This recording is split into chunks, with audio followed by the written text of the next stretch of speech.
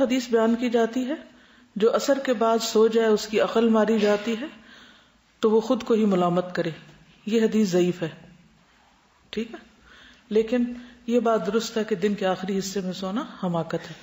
اس میں آپ دیکھیے کہ 3 طرح کے اوقات ہیں یا 3 طرح کی عادتیں ہوتی ہیں.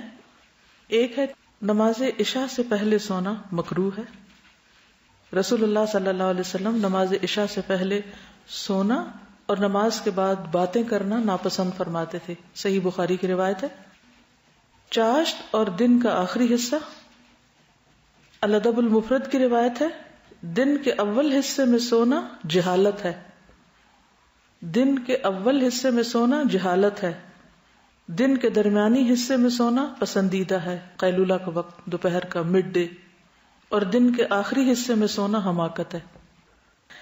لیکن سفر، بیماری اور مخصوص حالات، اس میں اجازت ہے کہ مثلاً کوئی شخص بیمار ہے، بے ہوش ہے، اب وہ کہے کہ مجھے آپ چاشت کے وقت یا عصر کے بعد ہوش میں رکھیں، تو یہ ممکن نہیں. اسی طرح بعض بیماریاں ایسی ہوتی ہیں کہ جن میں آرام کی ضرورت ہوتی، بے ہوشی کی کیفیت نہیں لیکن غنودگی کی کیفیت ہوتی. وہ ایکسیپشنل کیسز ہیں. یہ یاد رکھیے کہ ایکسیپشنل کیسز ہر جگہ موجود رہیں گے، کیونکہ بعض لوگ پھر اتنے ریجڈ ہو جاتے ہیں کچھ چیزوں میں کہ بیمار بھی ہوں تو وہ کہتے ہیں کہ نہیں یہ ناپسندیدہ ہے، اس لیے اب اس وقت آرام نہیں کیا جا سکتا. لیکن عام حالات کو اپنی بیماری نہ بنا لیجیے، یعنی بیماری کی رخصت کو عادت نہ بنا لیں.